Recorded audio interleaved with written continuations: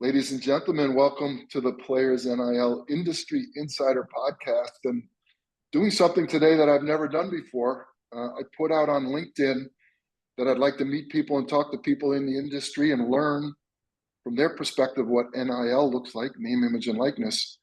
And Jake Deschene was the first one to respond. And so here we are. We just met. Jake, welcome to the podcast. Hey, thanks for having me. So this is kind of cool because, as I mentioned before, I usually do quite a bit of homework and try and be prepared and have a list of great questions. And I don't have any of that done. So this is our first time meeting. But I assimilated to, we're sitting on an airplane going somewhere and neither one of us has anything to do. So we start talking and we start asking questions. And so that's where we're going to deal with it. So my first question is, tell us a little bit about your childhood, where you grew up, your background, you're interested in sports, and some of your business experience. Yeah, absolutely. So, Colorado native, grew up most of my life. My dad was a railroader, so we kind of bounced around, Colorado, Wyoming, Nebraska, landed in Lincoln, Nebraska, which, is one of the meccas for, college sports. So I, grew up, obviously bleeding red with the Nebraska Cornhuskers. And, from there, just really, I was an athlete in many sports, track and field, football, were the main two. And then, went to the University of Nebraska after college, kind of, moved to, just wanted to kind of explore different things. So I moved to Dallas, Texas, and then got the itch to get back out to Colorado. So when I moved out to, Colorado, I started in kind of ad tech sales. And then kind of as that progressed, I decided that I was going to open up my own agency. So I opened up an agency in the advertising sales space, in particularly in the real estate advertising sales space. Took an exit on that after about 6 years, and then got the itch to kind of get back into doing my own thing. So then as I started uncovering, the nil landscape, I'm a huge sports fan. So, I'm a Broncos season ticket holder. I go to Rockies games all the time. Just really, love seeing like how advertising, branding, and sports kind of all comes into the same thing. And so then I started my own, e-commerce agency again. And then what we uncovered was that there's a huge need for these brands to reach new audiences, and that the athletes can really, really drive a lot of impactful traffic to these brands. So that's where I started Athiliates, and we're relatively young, so I don't blame you for not having all the research, because there's not a lot out there yet. We're building the agency, building the relationships between the brands and the athletes. So as much as getting out here and talking about it, it's getting our brand out there as well, to really kind of make this thing work, and get these brands connected with these athletes. Cool. I love it. Great story, great background. Thanks for sharing. Yeah. So we have two principles at our company, the Players NIL. We are an education company, so we teach student athletes, and we're actually working with some theater and music people, some creative people, about personal branding. And the first principle of our business is, how do you use athletics to better your life? And there's so many kids that are playing sports in college, and not just the ones you see on television, right? Mid-major football, non-revenue sports, D2, D3, etc. And so, when name, image, and likeness was approved, authorized, whatever word you want to use, on July 1st, 2021, we started looking into, how could we be part of that? And I had worked in Hollywood in a sports and entertainment marketing company. And one of the things that I saw was lacking was education. And so you have kind of what you described. You have brands that are looking for new and creative ways to market. You have athletes who have no idea the power that they have, right? We say sports fan, the word fan is short for fanatic. And you may be one of those fanatics, right? You follow, you go to games. We just talked about going to, the BMW golf tournament in Colorado this weekend. So the word influencer is relatively new in the American mindset, you know, and I say to people all the time, they laugh, but it's true. The Kardashians changed the world forever, right? They were one of the first and biggest influencer marketing people. When I say influencer, Jake, what does that mean to you? What is an influencer? Yeah, to me, it's someone that has marketability in a brand, and they, in today's world, they use their social media channels to, talk to their audience, whether that's their peers, their college peers, their affinity peers. So like, people that are part of their community, a part of their following. Maybe it's because they're part of a team. So anything that they're out there, endorsing on their day-to-day life, they're influencing, in an indirect way sometimes that, hey, if I follow, Kim Kardashian and she's, endorsing a new, skincare product, I'm probably going to listen to her. Whether I buy that product or it's in the back of my mind now, it's influenced me. So that's where I find, that brand and athlete influencer, correlation so strong, is that these athletes are influencing, their communities on a day-to-day basis. Yeah. So you've been in the agency world, in the influencer marketing world. How are brands looking at this new dynamic? What are they up to speed? Do they understand it? They still trying to figure out? What's your take on that? Yeah, I think it's a lot of discovery and a lot of trial and error. There's influencer, like there's a lot of different types of influencers, right? There's mom influencers, there's, athlete influencers, there's, people that are, more maybe on the comedy side of things. So there's a lot of different ways to look at that. And I think what's important for brands to find is that someone who can relate to their product, and that's authentic. So maybe it's not, there's no blueprint, I think, yet of, maybe other than like Angel Reese and their recent Reese's, collaboration that just matches up, perfectly. But, when you look at who can be a good ambassador for the brand, I think that is still a really tall task for these brands to uncover, whether that's how to access them. Good influencers, they might have, 1,000 messages in their DMs. So, trying to go brand direct to these influencers it takes a lot of bandwidth. And then, what the demand is and how to, kind of price that marketability is tough. It's young. So we're trying to solve that problem for the brand and for the influencers. Yeah. So when you're looking at a brand or working with a brand and you're trying to match, or you have an athlete you're trying to match, I assume you're kind of the middleman, so to speak. Yeah. What are the key factors that make a good match? Well, authenticity. Oh, you said authenticity. Yeah. That's a huge one. I think it's finding the influencer who has the right niche or the right audience. So for instance, like there might be a really great female influencer, but if her audience is 89% male, that might not be the right mix. So then if you have a female athlete influencer who has, a 70% female mix and you're, pitching a skincare line or a beauty product, now we have a little bit more, to stand on and say like, this is probably going to be a really good fit for this brand.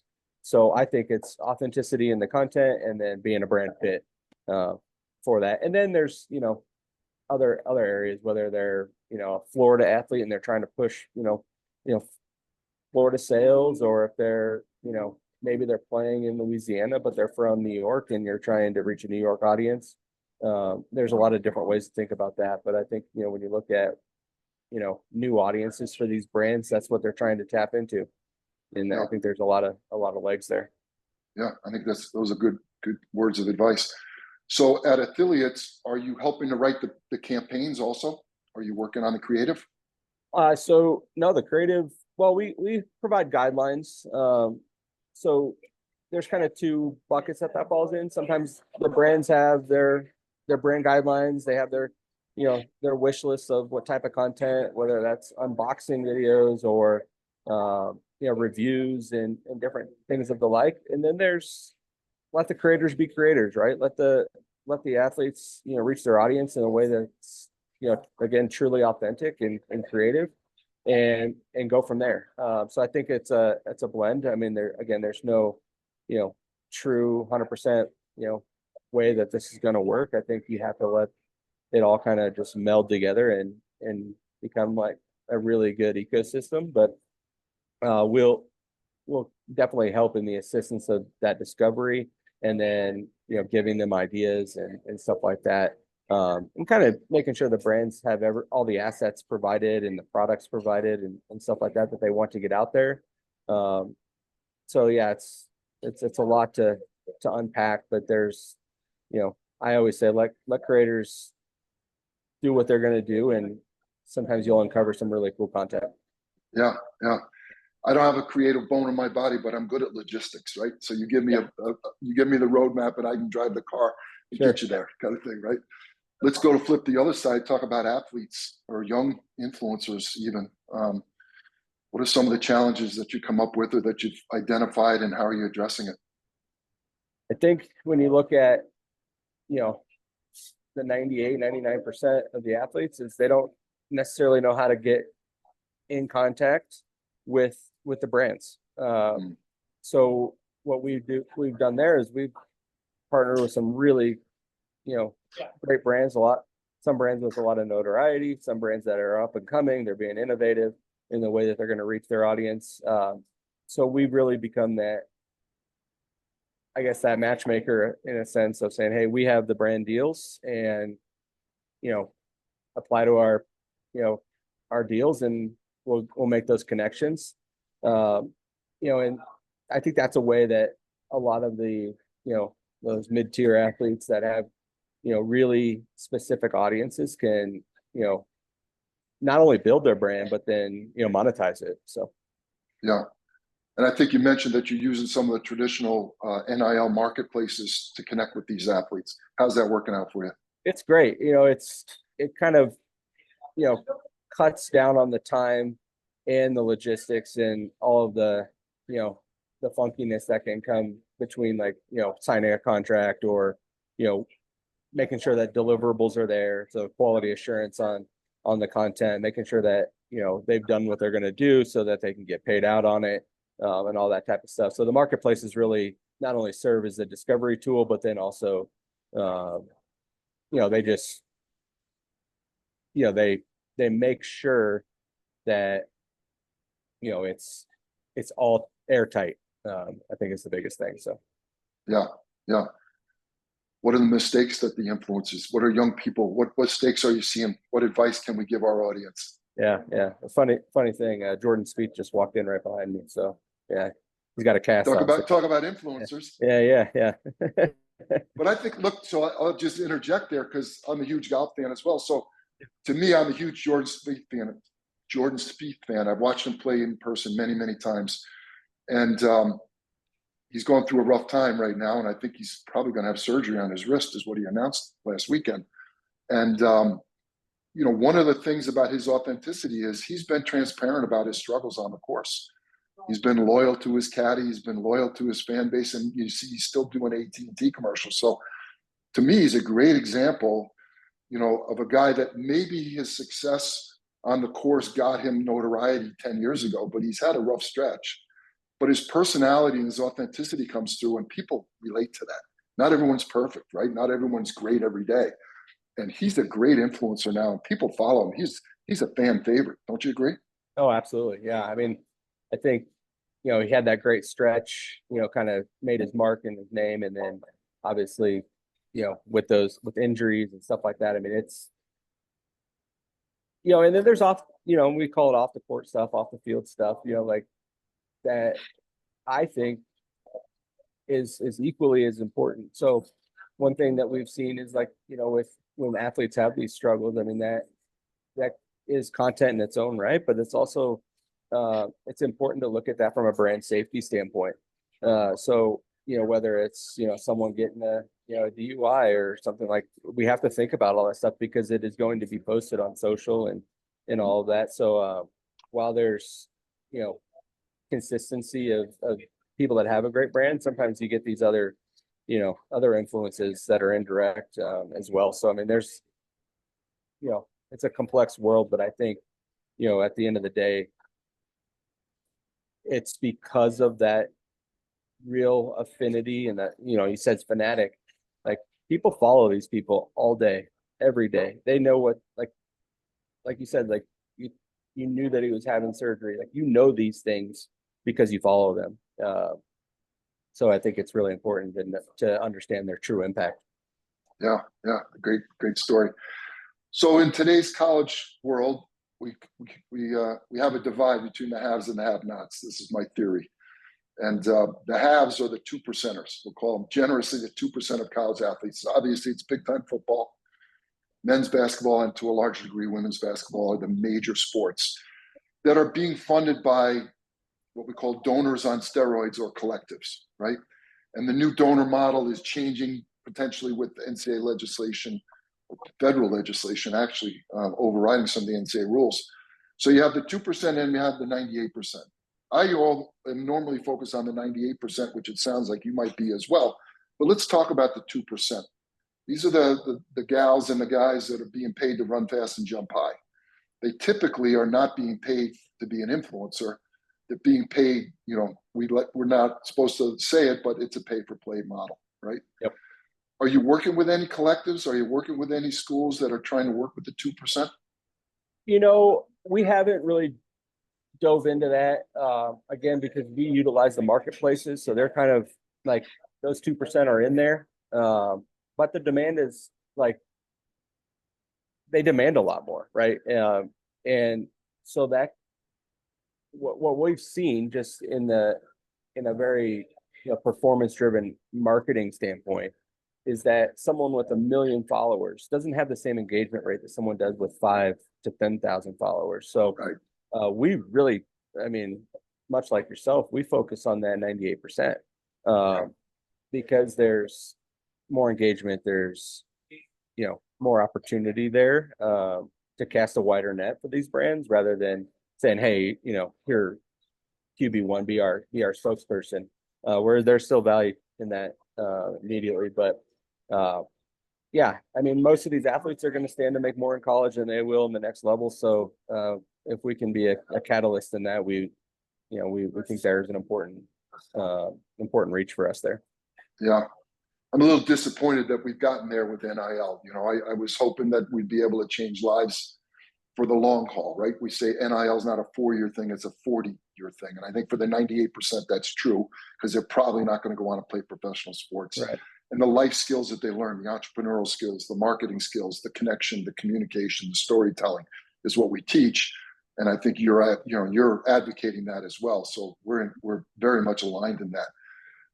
Jake, before we say goodbye, I want to, just ask, some words of advice. If I'm a young athlete or an influencer wannabe, you're an industry expert here. You've been doing this a while at a high level. What advice would you have for me? Start building that brand. I mean, start putting out content, start, reaching out to brands, to agencies like ourselves that have products that you believe in. I think that is true authenticity, is endorsing stuff that you like. They're always open to reaching new audiences. So if you have something that is attractive to them, they'll find a way to, whether it's just free product or paying per post or whatever that can be.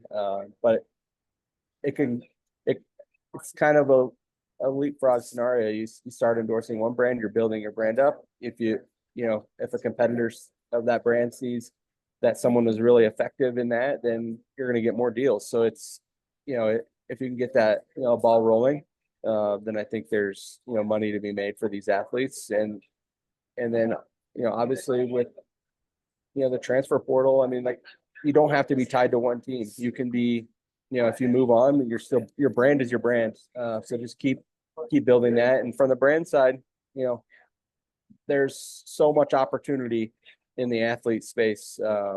So again, reach out to agencies like ourselves, make it part of the marketing plan to test, this avenue, because I do think that there's, it's going to drive a lot of results. And it's a competitive marketplace, so got to get out there and try new things. Yeah, great words of advice, Jake. Thank you. If people want to find out more about your company, connect with you. Yeah, Share your connect with me. social handle, website. What do you got? Yeah, Athiliates.com. We're heavily, on LinkedIn from a brand perspective. So, follow us on LinkedIn, LinkedIn/affiliates.